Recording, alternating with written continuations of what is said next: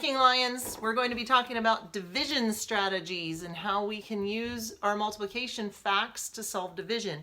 Remember, in third grade, all of our division is related to a multiplication fact, but we can use that to solve other problems.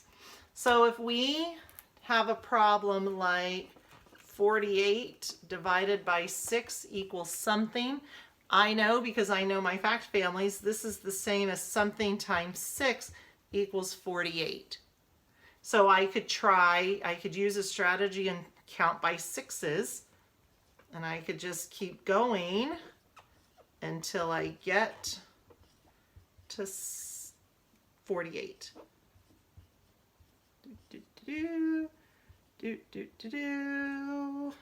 This is 36. 48. How many sets of 6 did I have? 1, 2, 3, 4, 5, 6. Whoopsie. 1, 2, 3, 4, 5, 6, 7. Oh, I skipped one. 42, 48. Try that. There we go. Then we have, so we know our answer is 8. So that's one strategy that they've learned. This is simply skip counting. I could also use a related fact. If I know something times 6 equals 48, I might think of a multiplication problem that's going to be close to that. Like I might start with a fact I know, like 5. So 5 times 6 equals 30, and that's too high. So I mean, that's too low. So I need to add. So another group is going to be 36, still too low. Another group is going to be 42. Another group is going to be 48. So here's my answer. So we start with a fact that we know, like our 5s or our 2s or our 10s. And so we look, if this is 48, that's going to be bigger. I'm not going to waste my time multiplying by 2. Being able to do this will help them as they learn long division in 4th grade.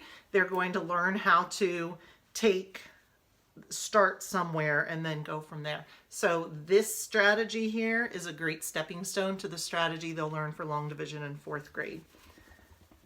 So that's one way. Now, students who are still really unfamiliar with division will be drawing a picture.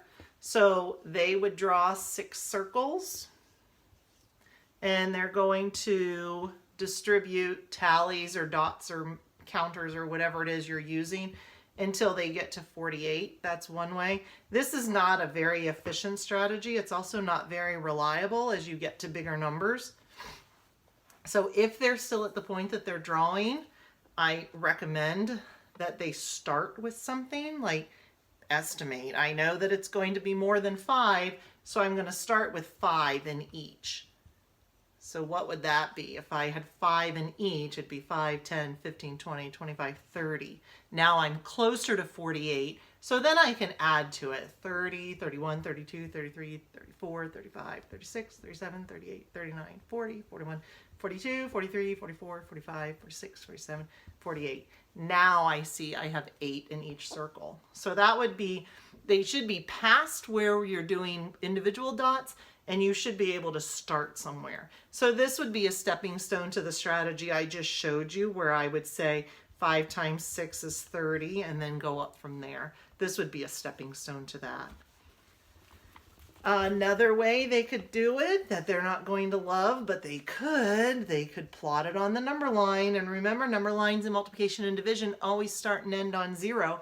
So I could have 48 minus 6 is 42. 42 minus 6 is 36. And if you've watched any of my videos, you know how much I do not like counting backwards on the number line because I mess up a lot. And I'm going to run out of room. Okay, go on. So we go backwards. That's another strategy that we use. All right, so what I want you to do right now as you're watching this, I want you to go ahead and solve the problem 24 divided by 4. So go ahead and solve that. You can pause the video while you're solving and then come back and check it.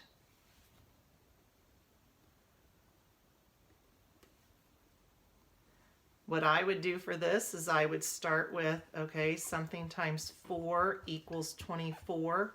Well, I know 5 times 4 equals 20. One more set of 4 is going to be 24.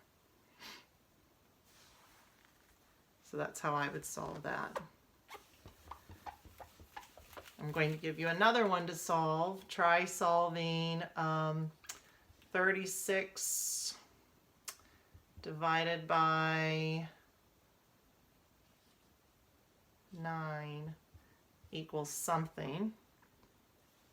And then I would think about it as something times 9 equals 36. How would you solve it? Pause the video.